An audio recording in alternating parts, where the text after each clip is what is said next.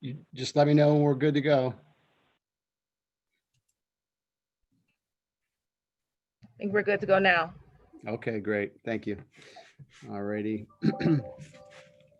Okay, Cuyahoga County Public Works Procurement and Contracting Committee meeting for Wednesday, June, I'm sorry.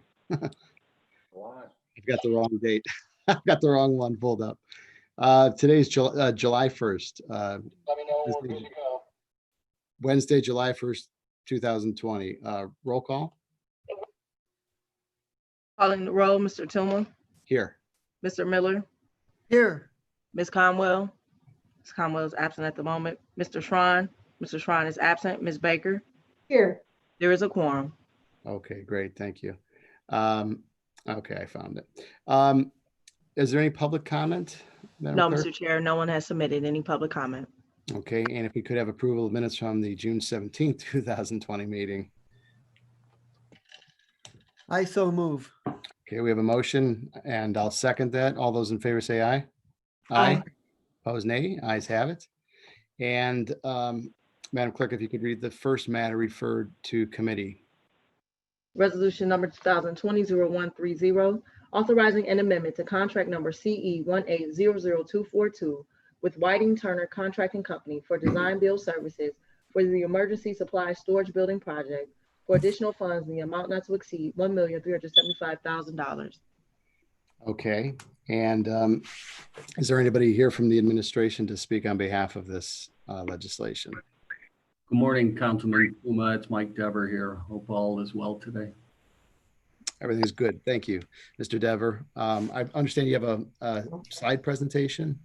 That's right. So I have a few people here to present today. So Alex Pelham should be on with us. Yeah, I see him now. Yes. I think, Alex, you're going to be controlling the presentation. So at first, we'd like to just, I know this item has been before the group now for a number of weeks here, but this is the first formal committee discussion on it. So we'd like to go over what the need is and why we are deciding to, why we believe that this is in the best interest of the county. And then at the same time, we will go through the why we've chosen this project delivery method to move forward with the project. So with that being said, Alex, I think you're going to start the project or the presentation off, and then it'll slide back to me in a few slides down the road. Okay. Okay. I will do my share screen.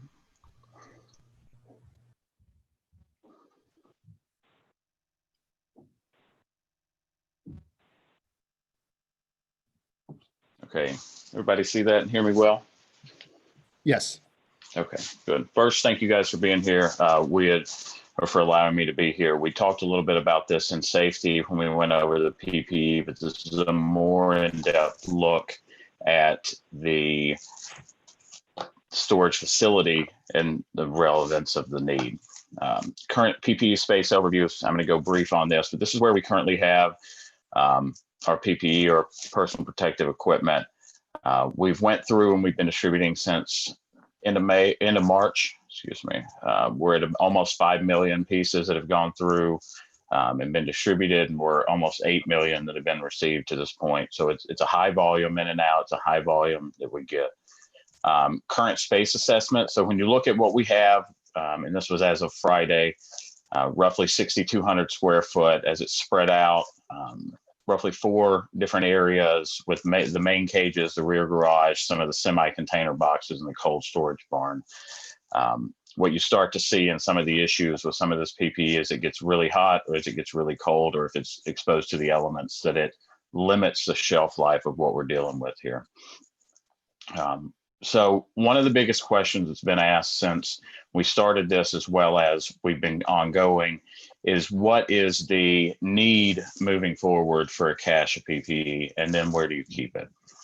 So we're going to go through a little bit of what we are in the process of proposing, putting together a final plan on refining, and I think it'll make a little more sense. So there's a million different types of PPE. What you see in front of you, the gloves, the N95s, the surgical masks, face shields, and disposable gowns are what we're looking at of putting a cache together. These tend to be the most typically and wide ranged use for PPE, whether it's first responders, nursing homes, our EMS partners, or doctors. So when we worked through this process, we initially had what's called a strategic national stockpile request that went to the state. These numbers surveyed everyone across the county, and there were some mildly ludicrous numbers on that. So we knew we couldn't go just flatly on that.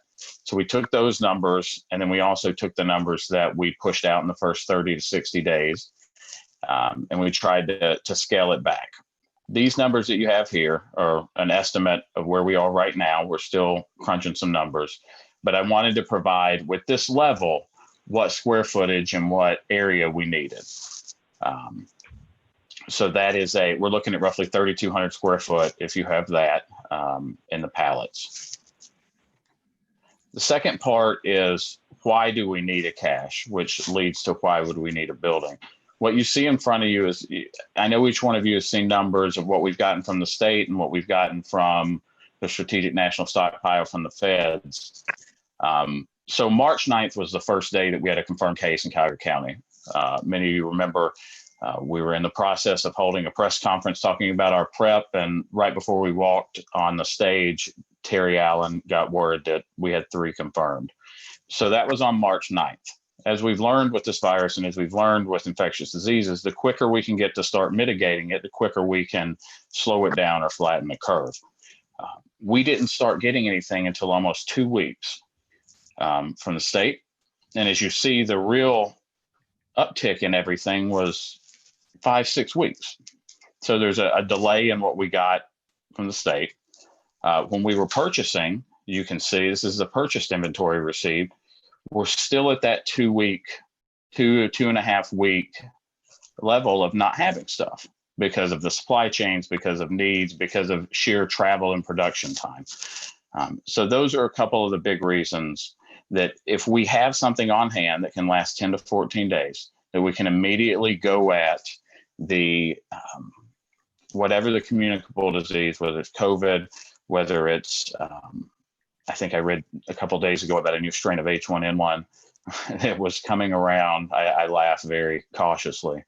Having that ability to be self-sufficient, having that ability to have an enhanced level of preparedness will yield dividends. And if we can hit it early and we can hit it with what we have, we can move forward. Again, why is it important? This is something we're working with GIS on developing, so you don't have to wait for me to present you anything. You can go on and look exactly where the PPE stuff's coming from. So this is an internal board that we're working with GIS, and each one of those dots currently represents a distribution. So you can see it's not one part of the county. It's very wide ranging. It's a heat map. You can see that it affects the entire county, whether it's, regardless of what's going on. So I just wanted to show that for a representation of, we wanted to make sure that we were also hitting where we needed to with our supplies. One of the biggies on why this part, is Brian there from my team with you? Yeah, Alex, yes, he is. Hey, Brian, do you want to talk a little? Brian Kloss is our Emergency Operations Center manager, and he has been the one who deserves a ton of credit on making this operation work. I want to give him the opportunity to explain a little bit of why this location works so well for what we need to do. Okay. This location has turned out to be quite ideal. Number one is central location, centrally located in Newburgh Heights. The easy highway access gives us access to all the jurisdictions that are picking up. So as Alex mentioned, we're supplying hospitals, healthcare facilities, long-term hospice, first responders. To make this feasible, to push out 4.5 million pieces of PPE in a timely manner, this facility worked ideally because we created a drive-through. So location, central location, highway access, and then having a large enough facility where you have storing capability, you have moving capabilities such as loading docks and tow motors and pallet jacks and cages to store your materials and keep them locked up and safe. So this site just simply has everything we needed. Looking statewide, We have produced a very successful PPE distribution, and a lot of it's attributed to having a proper facility and creating this drive-through method and having folks literally come up, submit their order of what they need. We review it, we submit it, and we have it ready for them within 24 hours. So the central location of it is pretty ideal. Thank you, Brian. So this is the same slide that we showed at the Public Safety Committee of an area where we believed, and Mike, you can talk a little bit about this if you want. If not, we can keep moving, but just of a potential location where it could be added on. I know there were some other areas that you guys were looking at as well. So one of the other things that was brought up in the Safety Committee was the CARES Act and the applicability of this money to be used on a project like this. And Michelle, please jump in if you need to. So I went and I outlined some of the questions that were specifically asked and specifically meant to be answered from the previous Safety Committee for the group. So this first CARES Act, as it outlines what it is, I'm not going to read everything to you, but they must be relevant and they must be incurred during the period of March 1 through December 30, 2020. That was one of the key points. So that leads into the proposed construction approach. I think Matt Reimer or Mike Dever was going to explain this one a little bit. Okay. Right. So thank you again. Yeah, thanks again. As I did bring up, and I believe it was public safety, or maybe it was committee of the whole at first. Our approach to this is to do an amendment to a current contract we had for the Harvard Yard, which it was primarily built for both the road and bridge and sanitary, as well as our fleet forces. That contract, we primarily moved into that. I think it was in the fall of last year. We've been doing some punch list items and finishing up the project. So we were coming to the end of that project and we were about to close it out. And then the COVID issues started, ended up happening here. So when we started the discussion about, should we move forward, and we came up with the idea that we should create, if not create, but at least look for some type of storage. And first, let me just back up. So I know that there's questions out there in regards to the storage facility and why do we need to build it? Isn't there enough places around here that you could rent or other county facilities that are available? So yes, there are. We've reached out.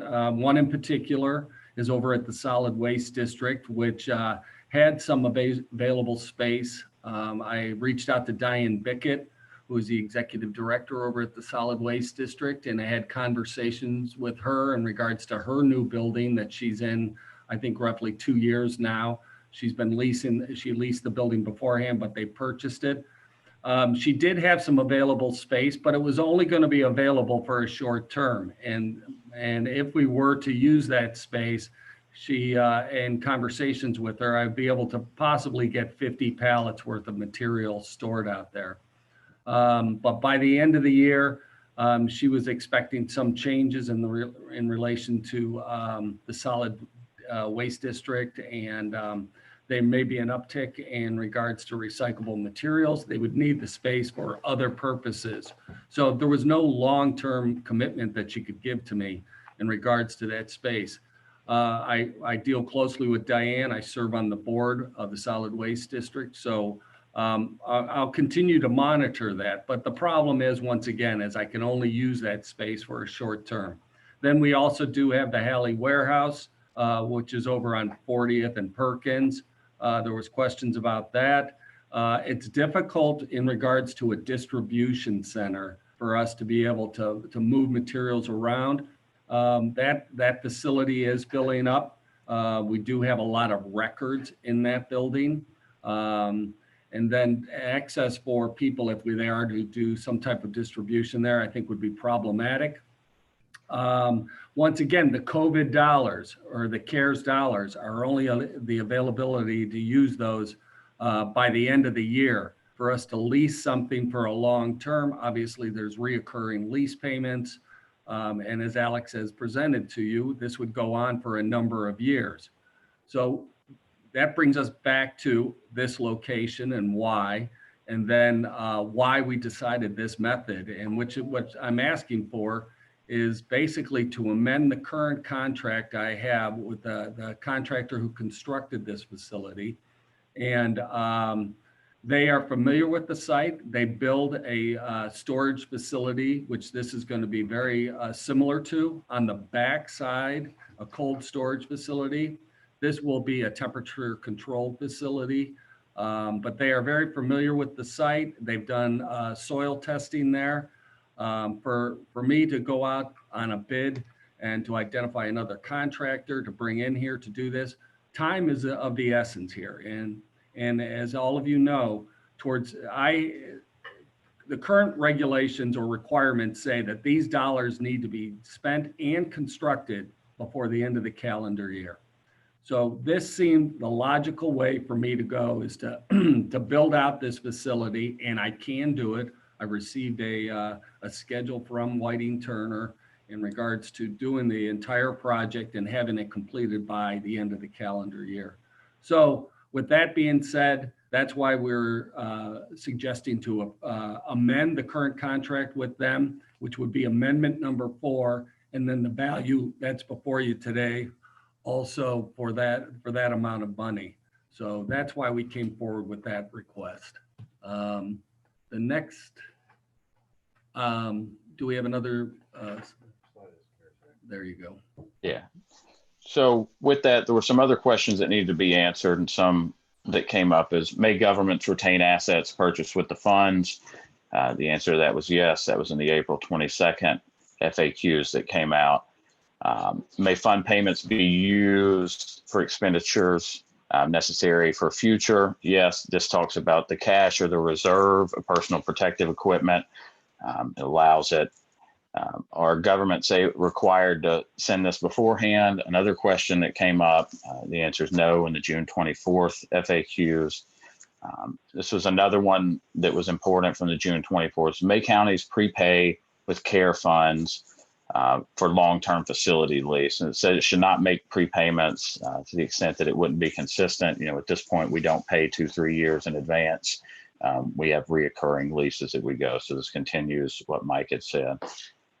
The one thing I wanted to end on is a lot of what I say matters, but I think a lot of how important this operation has been is also vital to what we've done. And we'll see if my multimedia works. It probably won't, because that would make way too much sense. 15 seconds. Decided we're going to need to open up a distribution center, and how are we going to do that?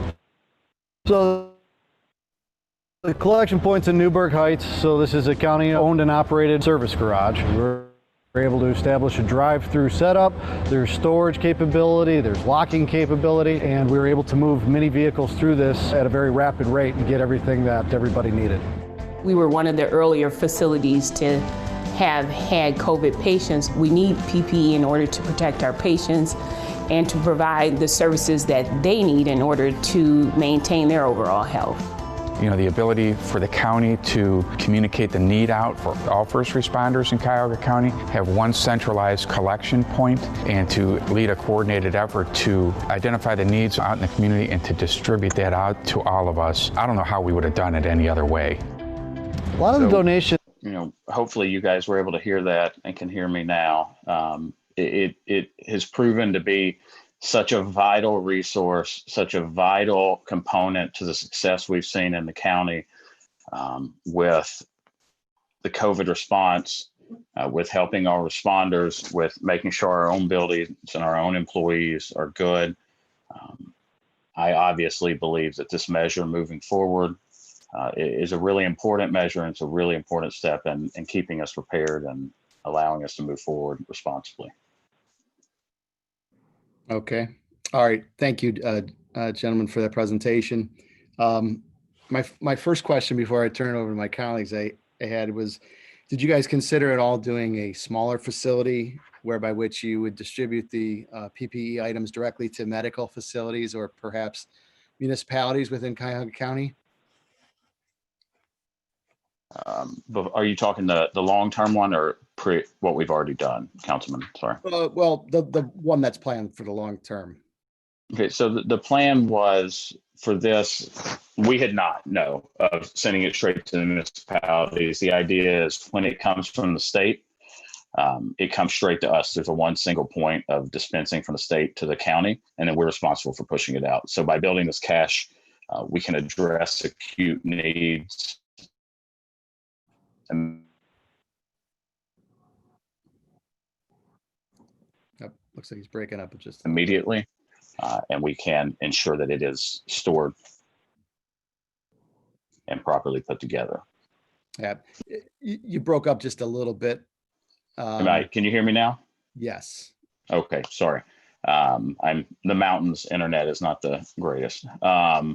So what we did not look at the pushing it out to each individual municipality. As we get it in from the state, it comes to one point, and this allows us to address acute concerns, whether it's a flare up at a nursing home or we need to get it to responders, and we can control the inventory side of it for that side of it for the integrity of it and the auditing purpose. We can also ensure that it's stored properly and it meets the needs of the entire county and not just municipalities at a time. Okay. Now, playing devil's advocate, say best case scenario, we get a antivirus, or what do we call this thing? Help me, folks. Vaccine. Vaccine. Yeah, an antivirus vaccine. That's why I'm not a doctor. I just play one on TV. Say we get a vaccine. Okay. You're saying that based on your reading of the CARES Act, the county would be permitted to maintain this facility and keep this facility without paying money back. Based on what part of the language in there? What, if we get that vaccine, what's the purpose of maintaining this facility beyond that point? So one of the that I'll take that in two different pieces. In the April 22nd FAQs, there's a bold question that says, may governments retain assets purchased with these funds? And the answer is yes. And there's if purchases of the asset is consistent with the limitations and eligible use of funds, then there's a lot of government language at the end of that. So with that, I equate this, and it's not a one for one, but with the touchless sinks and the Wi-Fi for the jail so that we can do remote visitation. When we get the vaccines, we're not taking the sinks out. We're not taking the Wi-Fi out. This is an asset that will allow us to be prepared for this, that we can leverage and use moving forward as well. Okay. To Mr. Dever, as far as Whiting Turner and an amendment to the contract and such, how long would it take if you put out your typical bid process for a company to put a bid on this facility? So as I brought up, I think in regards to the building modification, it would have been a 22-week process. So it would have taken a substantial amount of time. We have less than 6 months now to procure and then to build and complete now this facility. So that's why this approach seemed to be the most logical. They were familiar with the site. They had already constructed a very similar structure. It doesn't have temperature control within the other structure, but the structure itself is. So that is, which makes them ideal to take on this project within the short time frame. Okay. And then did Whiting Turner indicate that they would be able to actually complete this project then by the required deadline? Yeah, as soon as I started the process, that was the whole thing. I was gonna bother, I wasn't even gonna go down this path unless they could get it completed within the time frame. Because if I have to come back asking for general fund dollars or some enterprise dollars to pay for this, that's right. I know that the council wouldn't appreciate that. Okay, and then you guys answered a couple of my other questions that you had, looking at other facilities, that sort of thing, and long-term and short-term viability of doing so. So with that, I'll turn it over to my colleagues for questions.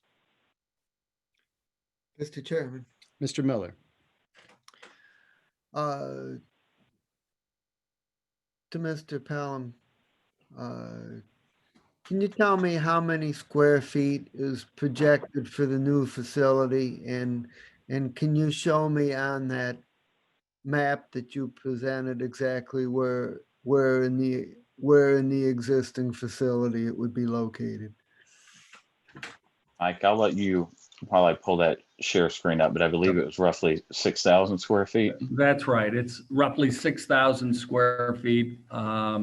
And it's going to be on towards the front end of the building. And as soon as Alex gets to that photo to show the approximate location where we're going to have it situated. Once again, the building will be very similar to what we have on the back end of the Harvard facility. You see that great green shaded area, Councilman? I'm sorry. Yes, I saw that. It was there, but it's gone. Well, there's the cold storage. Sorry, I thought you wanted to show on that, Mike. Yeah, so the current building that is in the far back there, it'll be very similar to that, except it'll have very similar to that. We are going to be adding temperature control within the facility. And then at the same time, we're going to have refrigeration too, in case there is a vaccine, they need distribution for the vaccine. And maybe Alex, you should talk a little bit about how things are being stored with the Board of Health currently. Yeah, no, that's a great point. Thanks, Mike. So after chatting with Dr. Gullett and Terry over the last couple of weeks, and especially Friday, the conversation about refrigeration, whether it be for vaccines or whether it be for some of these testing mediums, came up. And we've chatted a lot about this. And currently, the health department is utilizing Mark's Grocery refrigerators, essentially. So they've been gracious enough to let them use some of that. Mark's has to use some of their refrigeration, but it's at the mercy or goodwill of the retailers. So if we have this ability, if we're able to put it there, having a small refrigerated section would provide a huge boost and meet a huge unmet need in our county for being able to store as well as to distribute and keep the integrity of the inventory. So, Mr. Chairman, Mr. Pelham, is the new facility going to have the footprint that's shown shaded in green on the picture? So the intent is, if I could, Councilman Miller, is to speak for Alex. This is the approximate location. It will be right up against the building so that they have access into the building from there. So it may be a little bit further to the bottom of the screen. We just wanted to give you a representation of the approximate area on site that it's going to be located. And is the building going to be similar in height and appearance as the existing structure? Yes, it is. And Director, since we're not going through a bidding process, how do we know that we're getting a fair deal on the pricing? Yeah, it was, so this was a competitive process at the beginning on how we selected the vendor to do this project. This is an open book process, so we will see the cost of material that it'll take to do this. And then there is a markup specifically. So we will see all of those costs right up front that'll be submitted by the vendor. So Nicole, you want to add any more to it? Nicole English with Public Works. So this is, typical of our design build. This is how this would be part of the design build contract. So similar to how we've done some of our other major projects. So it's open book bidding. They have to show us their prices. We get to, see what it's costing. So it's not like they can just charge us a lump sum number. We also can vet this with our construction management firms that we have on contract, like Hill, how we've talked about with the COVID building improvement projects. So we have a good feeling that this is a fair price that we're getting, and actually probably a better price than if we went out to a new vendor, since they already are familiar with the site and the location and are ready to get started immediately. And Mr. Chairman, Ms. English, have we done an engineer's estimate on this project? Matt, do you want to? Yes. Matt Reimer will talk to that. Hi, Councilman. Good morning.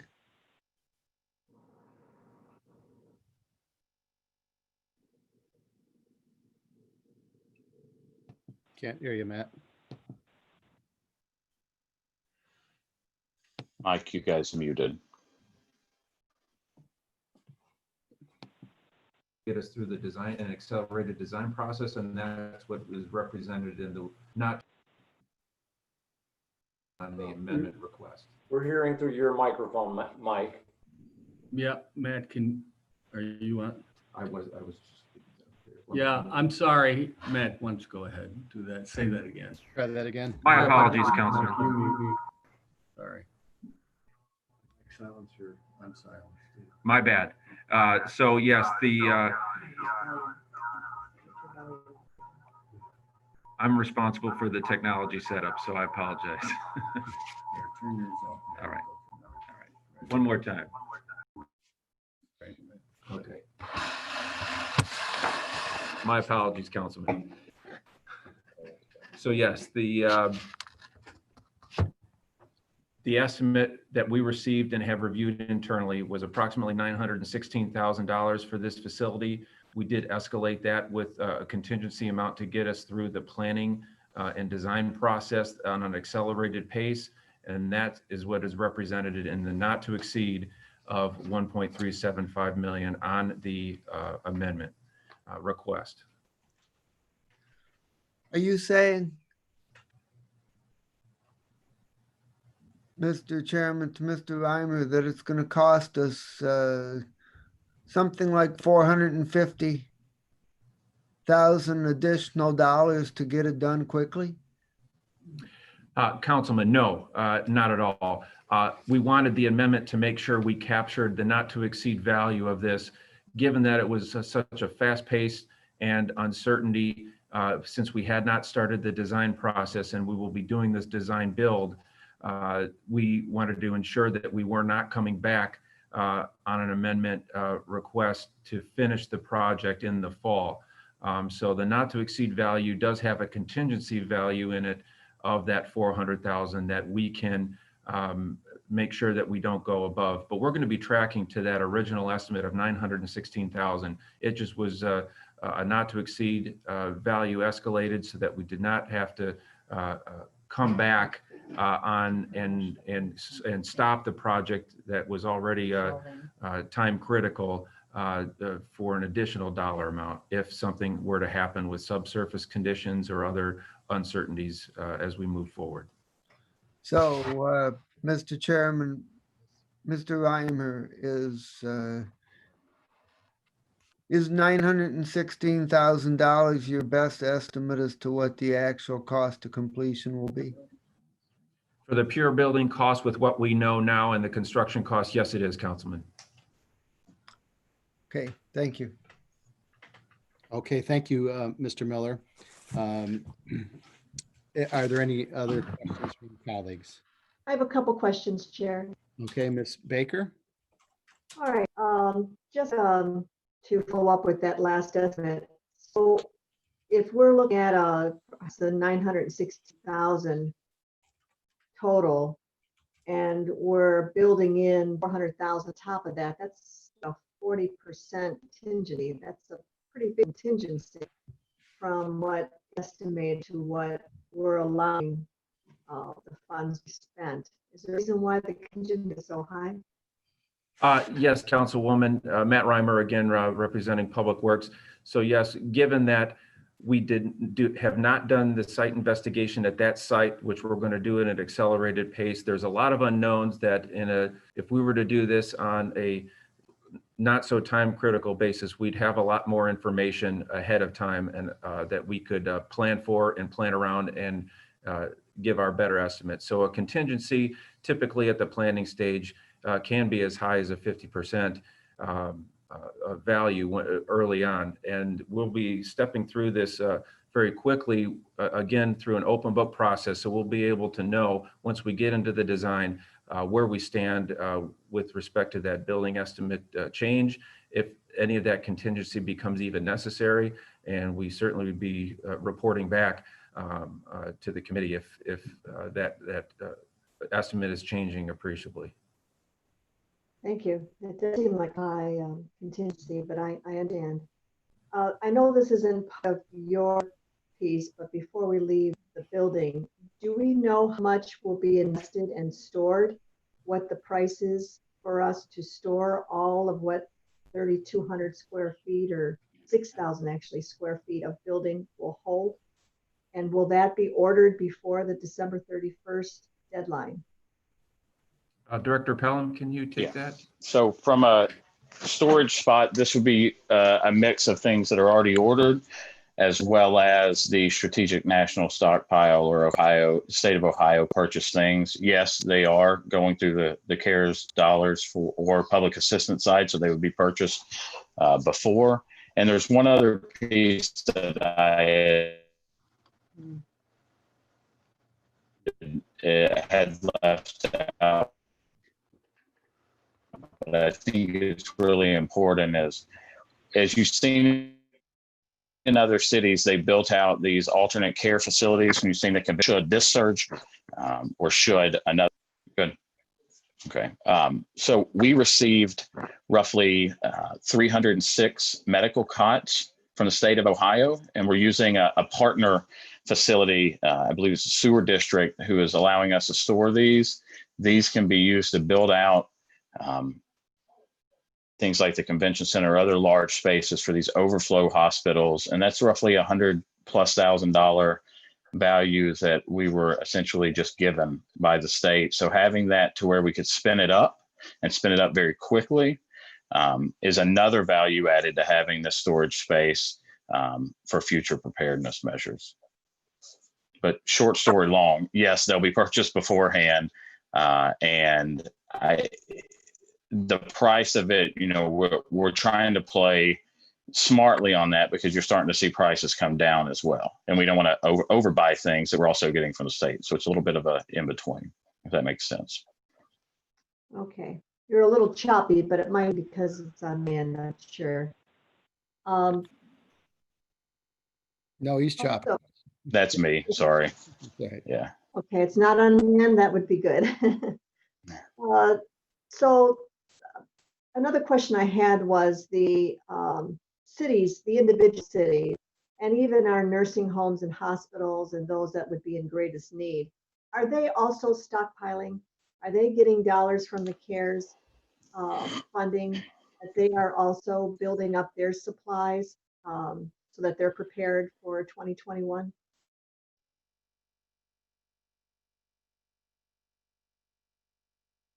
Did you hear that question? I know the hospitals are stockpiling as they traditionally do. Yes, can you hear me? So I know that I'm going to stop sharing, and hopefully it'll help my audio if I stop sharing. I know the hospitals are pushing things forward. I know we're looking at, with our nursing homes, they have been told by the state that they're to get PPE through the hospitals.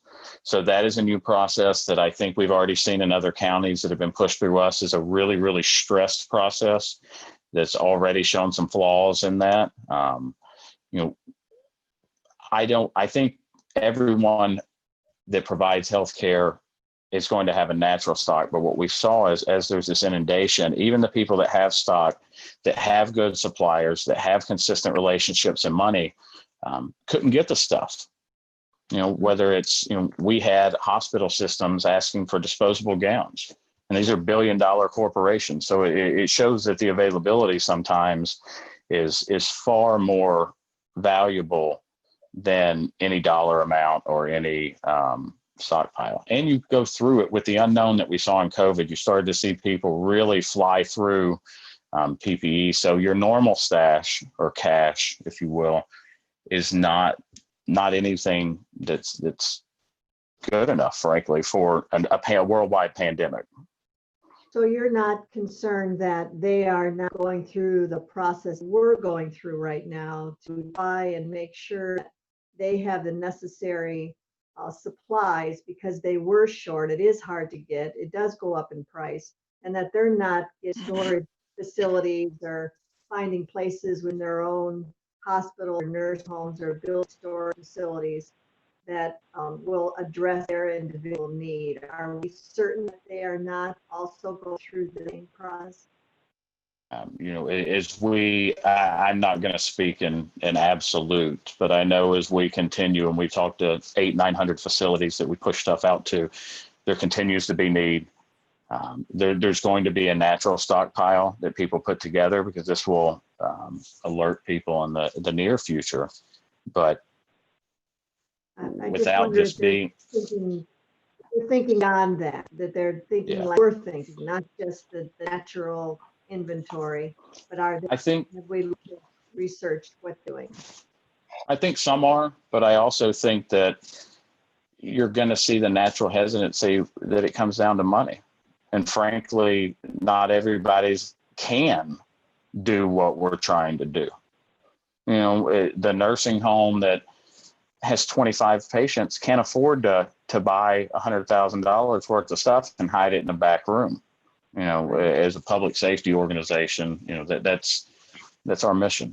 That's what we're here to, and we're not looking at providing for 30, 60, 90 days in this. We're looking at that 10 to 14 day period to where we can suffice a storm. Like in hurricanes, you're supposed to have water for 72 hours, for each person. That's what we're really looking at with this. And our larger hospitals like Metro and Cleveland Clinic and UH, they are not planning large facilities. They're not building, they're not talking through that planning of we better make sure we're stocked. We can't count on small supplies. I'm just making sure, I guess, and asking the question that we're not doing what larger hospitals may be doing or larger nursing homes may be doing, so that they're not caught again not having the inventory that they may need. I just wondered if we researched that, that's all. So what I will do, Councilwoman, is I will have my guys and myself, we'll look a little deeper, but what I can tell you is what you've also seen is even if some of the bigger hospitals do that, that doesn't necessarily mean that some of the smaller in need clusters or acute needs are going to get that stuff. Because, while I like to think of everybody as we're all in it together, if I've got 10 masks and I've got 10 employees, I'm not sure I'm going to give my mask to somebody else. And that's kind of the capitalistic way, unfortunately. I just don't want to work in silo. Just want to know whether. No, I agree 100%. Just another question I had, this be advanced, but if we were in 2021 and our city or our hospitals or whoever nursing homes need to have this material, we don't charge them for it, right? This is something that is we just pass it to them. Okay. No, ma'am, we have not charged anyone and don't plan on charging anyone. This is no.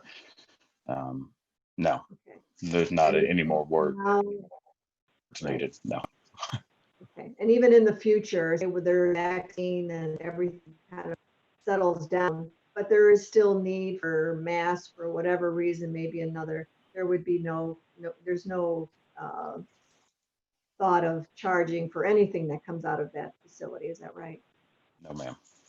Okay. All right. Thank you. Those are my questions. Okay. Thank you, Ms. Baker. Are there any other questions from council members? Seeing none, I'm assuming that this is time is of the essence, as Mr. Dever said. So I'll make a motion to move this along to second reading suspension. If I have a second.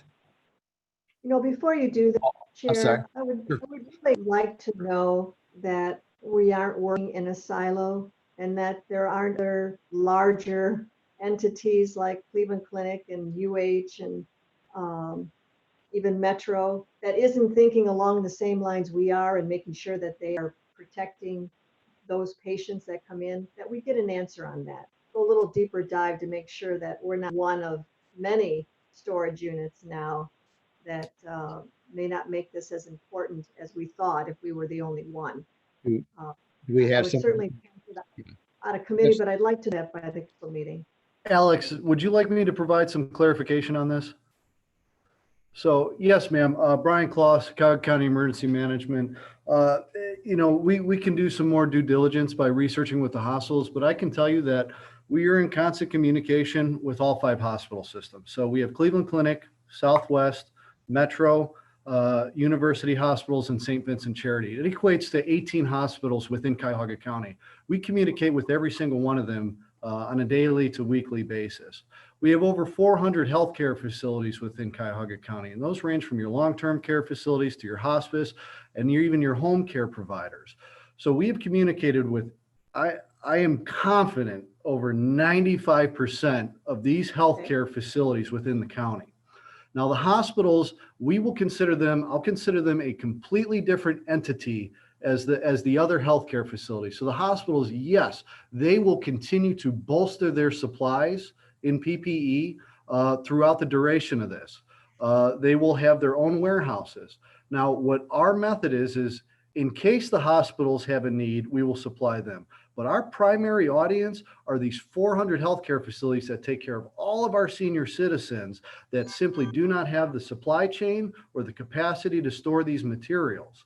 So we do know that even while the larger hospital systems may have these supplies, they're not going to be the ones that are going to be fulfilling the needs for the other 400 healthcare facilities, as well as the other 59 jurisdictions that we're assisting with our fire, our EMS, our police, all of these responders that simply don't have the capacity or the supply chain in order to do that. So we have completely plugged a gap that we plan for.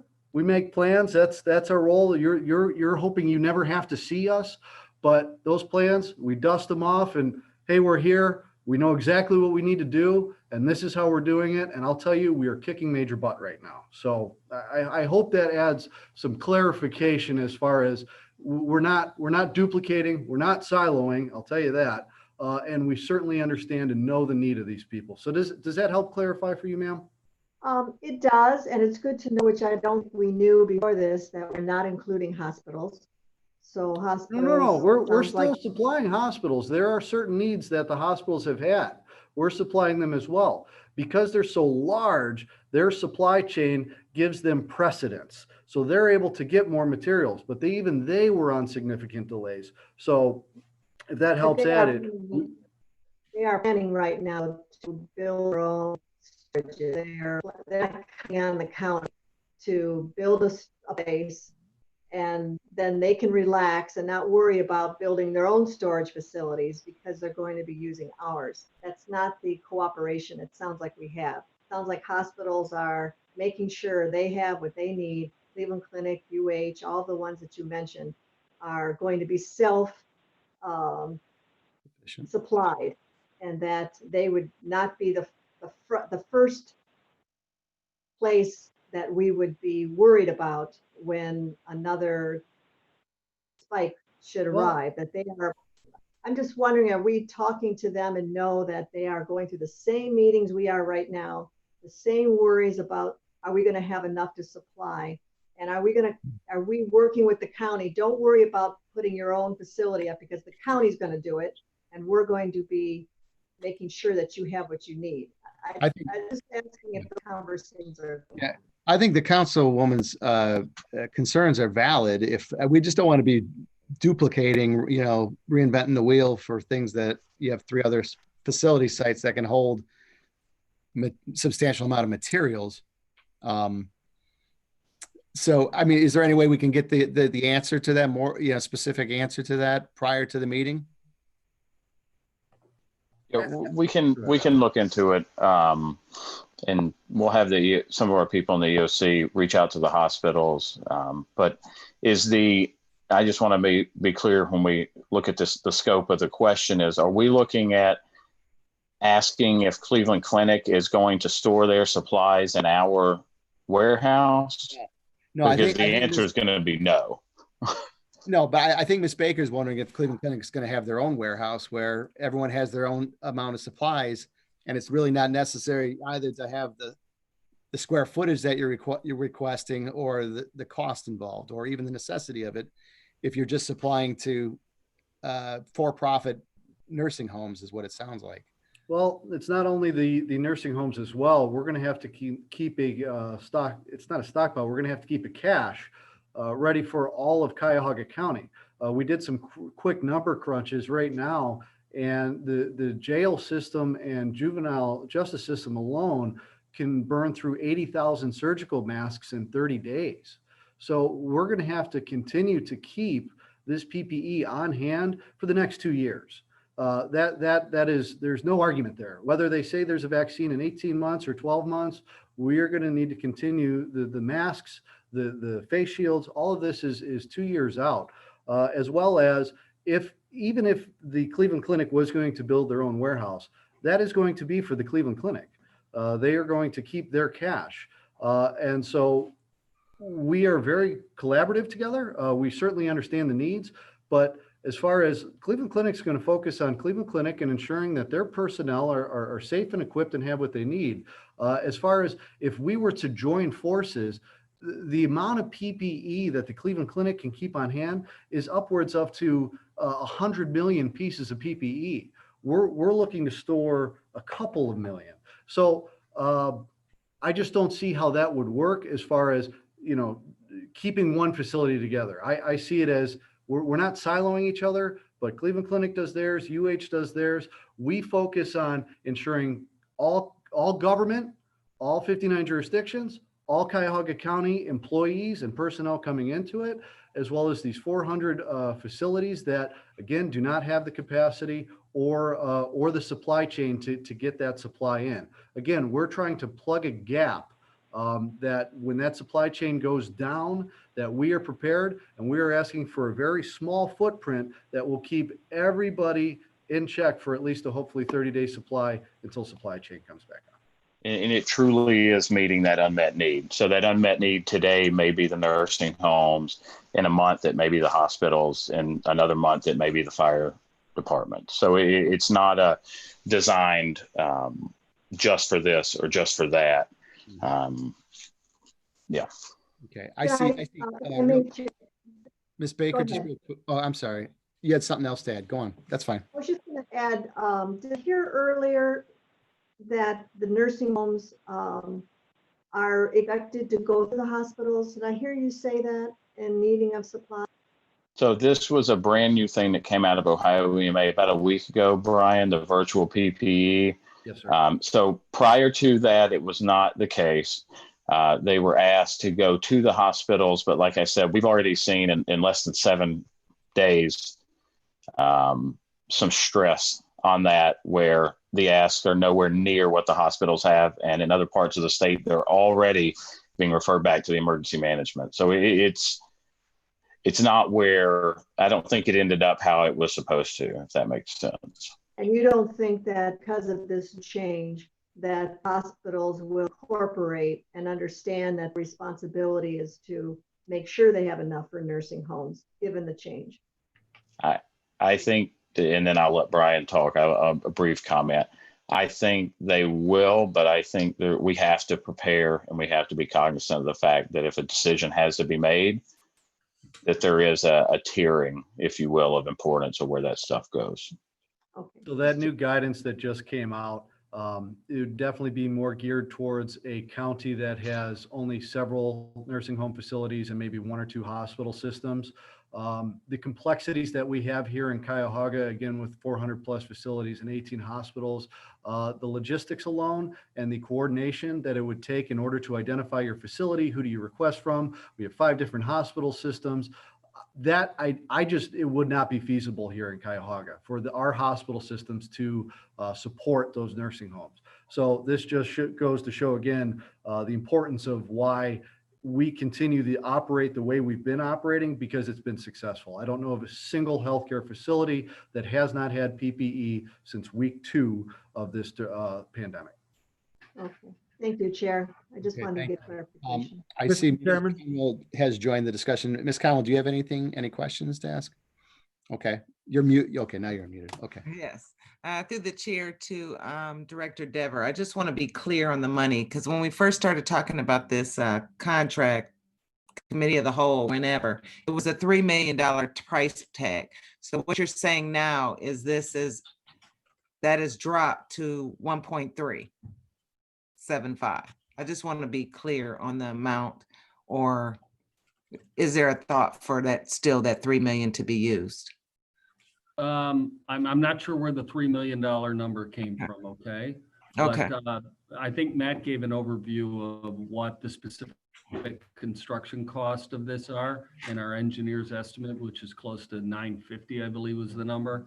Okay. And that didn't, I wanted to make sure everyone understood too, is where you're going to be furnishing the interior of this with shelving, which would include this refrigeration within there too. So this is the 950, I don't think is all inclusive of that either. So I just want people to be aware of that. So there's going to be a cost for that furnishing the interior of the building.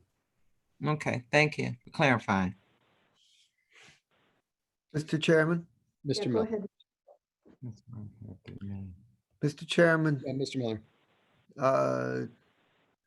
Director Dever, I would like to request regular update reports on this project, especially as to whether and how much of the contingency is being used as we go along. I don't think the reports need to be weekly like we're doing on the building retrofit project. I think twice a month would be sufficient if you would be willing to do that for us. Well, of course, Councilman, yes. And actually, we could just add it as just a separate bullet on that weekly, because it will be a fluid project, and it wouldn't hurt to give just an update of where it's at. So I Okay, could that would be great. put it on the tail end. Okay, Very good. fine. Thank you. Okay, thank you, Mr. Miller. Any other questions on this particular piece of? Just one. Ms. Baker? Thank you. Can we go back the 916,000 was the approximate number we thought we could build this for, but I think I heard Mike say that that's not inclusive, that there's going to be additional dollars needed to build it out inside.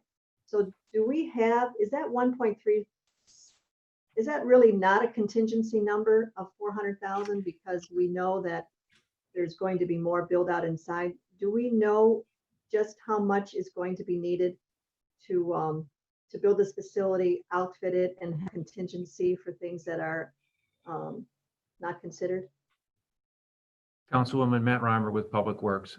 Let me just back up. The 916,000 was our best estimate, knowing the cost of construction of the similar cold storage facility on the site as constructed, including additional utilities for things like heat and cooling that we do not have in that previous cold storage facility. And then we initiated this amendment. Since that time, we have done some additional requirements analysis that involved, the furnishings and other things that we may want to see in that. We will get a very clear indication once we get through the design, again, in an accelerated pace by I would assume late summer, that we have a full picture of those outfitting costs compared to the construction costs. So We're the moving quickly. 1.75 does not include the furnishings. That's just for construction, the utilities, and a 40% contingency in case it should run over. The furnishings would be on top of that. Is that correct? Not on top of 1.375, no, Councilwoman. No, And so I'm that's also within the convinced the 916,000 is also conservative, given the planning stage that where we're at. We needed to be conservative so that we're not coming back and disrupting the timeline for additional dollars because we were uncertain in the beginning. If I could, Ms. Baker, so just to clarify, Mr. Reimer, that 1.375, that is all inclusive of the build out and additional things that you discussed inside the facility itself. It would not go beyond that 1.375. We will not exceed the 1.375 million, Councilman. For an all-inclusive structure. That's correct, Councilwoman. That's correct. Okay. Mr. Chairman, Mr. Miller. to follow up on that, am I understanding this correctly? That the 1.75 million includes the 916,000 estimate for the base construction cost, and it also includes some to be determined amount for furnishings and fixtures, and plus some contingency. And so the difference between the 916,000 and the 1.375 would be comprised of both contingency and also the cost of the furniture and fixtures. Is that correct? That's my understanding. Is that correct, Mr.? That's what I'm hearing. That is accurate. Specifically, as we show in the amendment, that is the amendment behind the legislation. 1.375 is the amendment request. This for $916,867 for the base construction, again, as estimated at the planning stage here. And then an additional contingency value, since we're at the planning and design phase, of $458,434. That's what we presented in the amendment. Okay. Okay. We just were concerned because it seemed like there was an additional cost to that build out. And we just wanted to make sure that that's part of what we're doing right now. Because if it wasn't, that would change things. I'm sorry. Okay. Okay. Any other questions for my colleagues? No, just I am still wanting to know though what the other main hospitals are doing and that we're not doing what others are doing. That's not a hard question, I think, to get answered. No, and I would expect that we could have that answer prior to the council meeting, prior to a vote on this. Okay, thank you, Chair. That's too much to ask. Okay. We can take care of that, Councilwoman. Okay. Excellent. Thank you. All right. And with that, if there are no further questions, I will move this on to the full council for second reading suspension. Our 2020-0130. All those in favor say aye. I'm sorry. We need a second. I'm sorry. I'll make that. Second. Okay, we have a motion from Councilman Miller or Conwell for a second. All those in favor say aye. Aye. Opposed, nay. The ayes have it. Okay, thank you. The next piece of legislation, Madam Clerk. Resolution number 2020-0131, making awards on requisition number 47852 to various providers, each in the amount not to exceed $400,000 for general engineering services for roadways and bridges for the period 7/1/2020 through 6/30/2023. Okay, and if we could have somebody from the administration regarding this legislation. Nicole English with Public Works. Okay. This is an award of our engineering services contract. We typically do this annually, and we select two consultants. This year it is AECom and HNTB. They were the two highest ranking firms that submitted. There was 15 proposals that we received. We scored them, and these ones came out on top. They both are meeting the diversity goal that was set by OPD. And these projects we use these for task order work that's typically, under $100,000 to $200,000. That would be smaller projects we wouldn't put out separately to design our operations, roadway projects, smaller bridges, culverts, and support services for our in-house design projects where we don't have the ability to do the certain tasks on site. This is while it's a 3-year period, we typically task out most all of the work in the first year, and then it's just followed up with the design and then the billing in the next year or two. So that's why it is done annually, but does have a 3-year period just to make sure that we can get everything completed. Okay. So why is it coming so late since today's June 1st or July 1st? Well, I don't mean, it's, you mean late just because it's an annual thing Well, or? well, yeah, I mean, you're asking for a contract that begins today, even though, Oh, that's, I don't believe, see, that's the difference with this new system. It really is on the effective date is when it should start. Yeah. We don't put a date, we guess when it's gonna make it, and so we have to put a date in the system, but the contract reads that it will start upon execution. So I don't know how this date gets put into the legislation. It's kind of a system issue. But no, it's not technically late. We won't start anything until it's approved, and it goes 3 years from that date. So Okay. I apologize. I didn't realize that was in there. that's all right. Any questions any questions from my colleagues on this? Just one question. Ms. Baker? Nicole, is this where cities have small projects, they use resources of the county, and we offer them mineral engineering services? Is this what we're paying for now to allow our cities to benefit from? You were breaking up a lot. Broke up, Ms. Baker. Darn, really? Yeah. All right, I'll try again. When our cities are in need of a small construction project, and we offer our services to them for engineering services, is this what they're tapping into, this request? Yeah, most of the Did you hear time. that? So you'll see coming up on border control, actually, I think next week is going to be a bigger project that we bid out separately. But in general, most of the small work that we do, operations projects, little culvert work, that we do it under this contract. Sometimes even cities will come to us and want some help with a traffic study, maybe on a county road, and we'll offer to help them. This is what we tap into, these contracts here. So it gives us the ability to react quickly and get a price and just start working, opposed to, waiting for border control to do every little tiny task. So we went to this process. I think I went back all the way in the files to at least 2005. We started the general engineering services, and this has really worked out well ever since then, that it gives the consultants one time to compete every year on, this contract. And then the bigger ones we still put out separately, but this makes it pretty flexible as far as the work we can do. Thank you, I appreciate it. Okay, any other questions?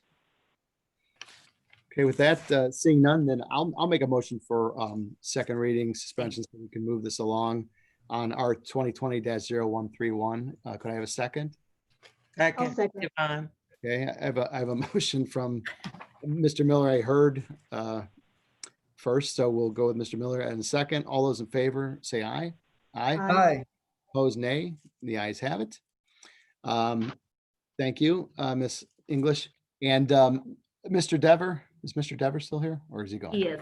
Okay, Mr. Dever, I know you updated us a lot with some of the CARES Act changes yesterday. Is there anything else you'd like to add, or Mr. Miller have any questions specifically to some of the things that you guys have been doing with respect to the CARES Act money and refurbishing of the county buildings? I know we had a presentation yesterday, so. I'm not sure if Mr. Miller wants to go first, but I could just give you a quick update. We had issued the phase 2 for the building modifications, that those proposals were, we advertised for that over 2 weeks ago. We had a pre-proposal meeting, had a lot of interest, and I can happily report back to the committee that we did have 20 proposals come in yesterday. So we are going through those proposals now, and we hope to, within the next day or two, is to have them scored, and we will be bringing an item before council for phase 2 by the July 14th meeting date. Okay, very good. Any questions from my colleagues? Yes, I have one. Okay, Mr. Miller. To the director, thanks very much for the report, and that is encouraging. And can you tell me, of the 20 proposals, how many of them are the same vendors that we awarded in phase 1? And how many are vendors that also applied in phase one but did not win in phase one? And how many are vendors that we did not see at all in phase one? Right. So I don't have those numbers in front of me, but I can tell you, I think 3 of the initial that were awarded had submitted on the second phase 2. I think all of the those that were not selected in phase 1 had resubmitted for phase 2. And we did have a series of new vendors that typically we have not done work with in at least my recent memory. So I think we've got a pretty diverse group, a lot of MBEs, SBEs, WBEs. Hopefully within the next few days here, we're going to be able to go completely through the process and be able to give you an update of where we think this should go. We could send them a list. We can put the list together and send it out to you. Okay, that would be appreciated. And what is your timeline for introducing legislation on this? Is not for next Tuesday, but I'm thinking for 2 weeks from Tuesday. Is that when you have in mind for the July 21st? Yeah, I think the council meeting is on July 14th, actually. Nope. Council meeting's been moved. Right, excuse me, Mr. Dever, the council meeting is the 7th and then the 21st, I believe it is, and then August 4th will be the one. Okay, so with that, so I appreciate that from the council clerk. So yes, so then we will be on the 21st agenda. So we will go through those proposals. I will have it submitted on the 21st. Our hope is that we are before this committee then, I believe the week of the 28th and maybe the 29th of July.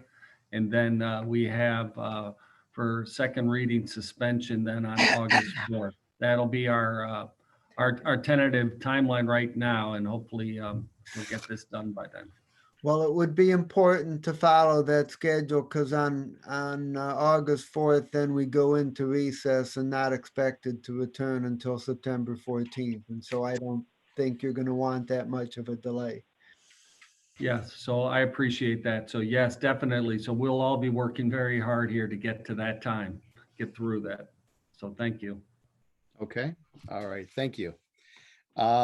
Any other, thank you, Mr. Dever. Any other questions regarding this particular project and phase 2 and such? Okay, without that, anything else before Finance Committee? I'm sorry, Public Works Committee. Okay, with that, then we'll make a motion to adjourn. Can I have a second? I'll second. Okay, Ann we have Baker. a second from Ms. Baker to adjourn. All those in favor say aye. Aye. Hi. Opposed, nay. The ayes have it. And Public Works shall adjourn at 11:12 a.m. Thank you very much, everybody. Have a good day, everyone. You too.